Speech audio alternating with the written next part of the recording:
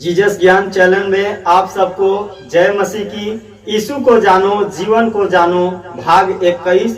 आज हम बात करेंगे हम पर प्रकट हुआ परमेश्वर की महिमा।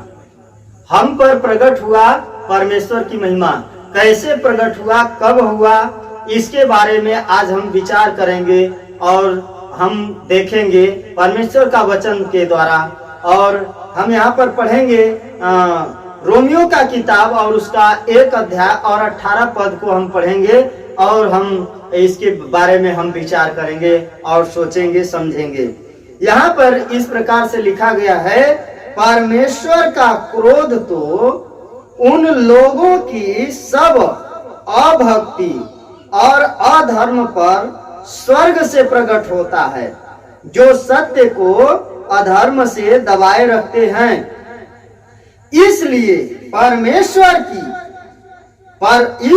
कि परमेश्वर के विषय का ज्ञान उनके मनों में प्रकट है, क्योंकि परमेश्वर ने उन पर प्रकट किया है। तो परमेश्वर इस वचन पर आशीष दे। और यहाँ पर जब हम पढ़ते हैं तो लिखा है कि परमेश्वर का क्रोध, ये परमेश्वर का क्रोध तो उन लोगों की सब अभक्ति और अधर्म पर स्वर्ग से प्रकट होता है। परमेश्वर का क्रोध उन अभक्ति और अधर्म के ऊपर स्वर्ग से प्रकट होता है। यहाँ पर जब हम इस वचन को पढ़ते हैं तो ऐसा प्रभु का वचन बताता है, लिखा है, परमेश्वर ने उसकी महिमा को संसार में प्रकट करने के लिए, परमेश्वर ने उसकी महिमा को संसार में प्रकट करने के लिए ही मनुष्य की सृष्टि की है।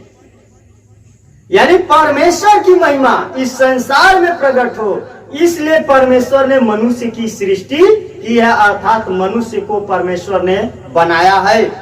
परमेश्वर के उद्देश्य प्रत्येक मनुष्य के प्रति स्वरूप और समानता का प्रतिरूप होकर संसार में जीना था।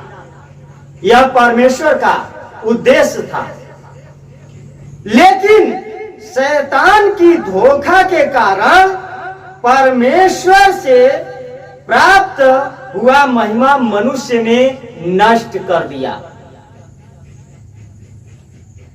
शैतान की धोखा के कारण परमेश्वर से जो महिमा मनुष्य ने प्राप्त किया था, उस महिमा को मनुष्य ने नष्ट कर दिया, ध्वस्त कर दिया।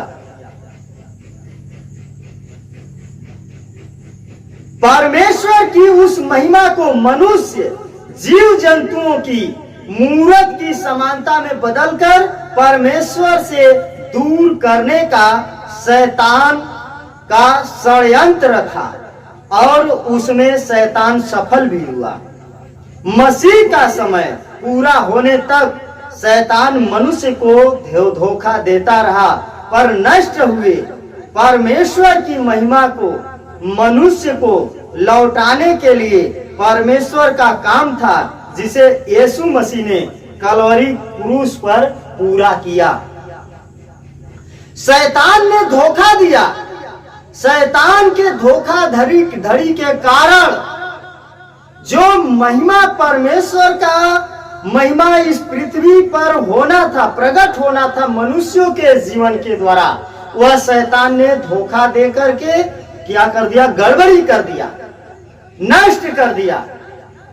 इसलिए मनुष्य परमेश्वर की महिमा को मूर्तों में बदल डाला, रेंगने वाले पशुओं की समानता में बदल डाला। लोग पशु का पूजा करने लगे, मूर्त की पूजा करने लगे और उसकी उपासना करने लगे, और अन्य आकाश का सृष्टि की उपासना मनुष्य करने लगे।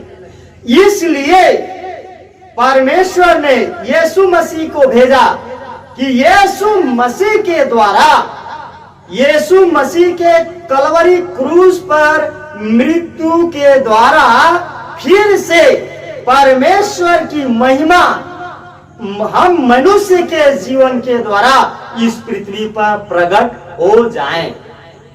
यह परमेश्वर की इच्छा है। ऐसी महिमा परमेश्वर, ऐसा अनुग्रह परमेश्वर हमारे जीवन में, आपके जीवन में प्रकट करना चाहता है। क्या आप तैयार हैं? यदि आप तैयार हैं तो परमेश्वर का वचन और अधिक आत्मिक और आत्मिकता के रूप में जानना पड़ेगा और समझना पड़ेगा।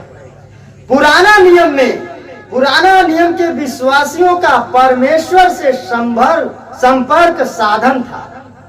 मिलाप वाला तंबू और यरूशलेम देवालय, उसके निर्माण के लिए आवश्यक सभी रूपरेखा परमेश्वर ने दिया।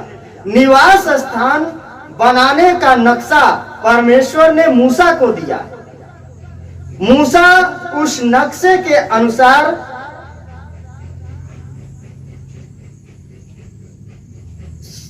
स्पष्टता के साथ मिलाप वाला तंबू को बनाया था। ये जो आराधना का स्थान यानी परमेश्वर का जो पुराना निवास स्थान था, यानी परमेश्वर का जो मंदिर था, वो मंदिर बनाने के लिए मूसा को मिला था आदेश। और मूसा ने उसको क्या किया था? मिलाप वाला तंबू को मूसा ने क्या किया? बनाया था। निर्गमन की किताब और उसका 40 अध्याय और 1 पद जब पढ़ते हैं, यरूशलेम के देवालय को बनाने के लिए आवश्यक रूपरेखा परमेश्वर ने दाऊद को दिया। पर उस नक्शे के अनुसार मंदिर बनाने के लिए परमेश्वर ने दाऊद पुत्र सुलेमान को चुना था। उसने उसी प्रकार यरूशलेम में देवालय को बनाया। पहला राजा 1 अध्याय 8 पद और पहला राजा 11 अध्याय 1 पद को हम पढ़ते हैं तो वहां पर इस बात को लिखा गया है, इस वचन को लिखा गया है। इन दो आत्मिक निर्माण में परमेश्वर ने उसकी महिमा को प्रकट किया। मिलाप वाला तंबू और यरूशलेम देवालय का पहले बार समर्पण करते समय परमेश्वर की महिमा प्रकट होने पर सेवकों को सेवा टहल करने के लिए खड़ा न रह सके, इसके नियंत्रण के बाहर था। परमेश्वर का तेज महिमा सिर्फ मूसा ही नहीं, पुराना नियम के सभी पवित्र लोगों ने परमेश्वर की महिमा का दर्शन किया था। वह उनको नग्न आंखों से पार दर्शन था। लेकिन नया नियम में इसे भी ऊंचे विचार था। परमेश्वर बाहर के मंदिर में उसका महिमा को प्रकट करने के बजाय प्रत्येक व्यक्ति मैं उसकी महिमा को प्रकट करने के लिए परमेश्वर चाहता है। अर्थात मूसा को दर्शन देने के लिए परमेश्वर से मूसा ने जिक्र किया कि हम आपका दर्शन को प्राप्त करेंगे, लेकिन वहां पर इन आंखों से वह नहीं देख पाए, इसलिए कि इतना ज्योति परमेश्वर के अंदर था। लेकिन वहां पर क्या होता है कि मूसा एक पहाड़ में वह घुस जाता है और वहां पर जब परमेश्वर इधर से उधर जाते हैं तो पिछले हिस्से को वह देखता है। तो नए नियम में क्या होता है कि नए नियम में परमेश्वर हर मनुष्य के जीवन में अपना महिमा प्रकट करना चाहता है। अर्थात अदन का वाटिका में मनुष्य द्वारा नष्ट किया हुआ परमेश्वर की महिमा को मनुष्य को वापस धारण करने के लिए परमेश्वर चाहता है। यानी जो अधिकार अदम की वाटिका में आदम और हव्वा ने खो दिया था, अर्थात परमेश्वर और मनुष्य के बीच में जो संबंध था उसको आदम हव्वा ने खो दिया था, वो अधिकार आज पुनः यीशु मसीह के द्वारा हमें और आपको मिल सकता है। अर्थात परमेश्वर और आदम हव्वा पहले पुराने जीवन में वह परमेश्वर और वह आदम हव्वा बातचीत करते थे, आज हम यीशु मसीह के द्वारा परमेश्वर से और हम स्वयं आमने सामने बातचीत कर सकते हैं, यीशु मसीह के कलवरी क्रूस पर चढ़ाए जाने के द्वारा। अतः और इस तरह पृथ्वी पर परमेश्वर की महिमा को मनुष्य के बांटने के लिए प्रत्येक विश्वासी को शरीरों को चुना गया है। उसको पवित्रता के साथ सुरक्षित रखना प्रत्येक विश्वासी का कर्तव्य है। हमारा शरीर उसको पवित्रता के साथ सुरक्षित रखेंगे तो ही परमेश्वर की महिमा हम में वास करेगी।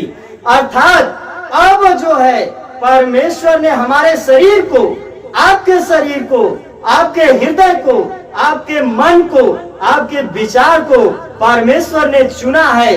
तो हमें क्या करना है? हमें इस शरीर को, हमारे मन को, हमारे हृदय को शुद्ध और पवित्र करके रखना है। तो ही परमेश्वर आपके जीवन में, हमारे जीवन में आएंगे और इस मंदिर में वास करेंगे। तो परमेश्वर इस वचन पर आशीष दे। God bless you.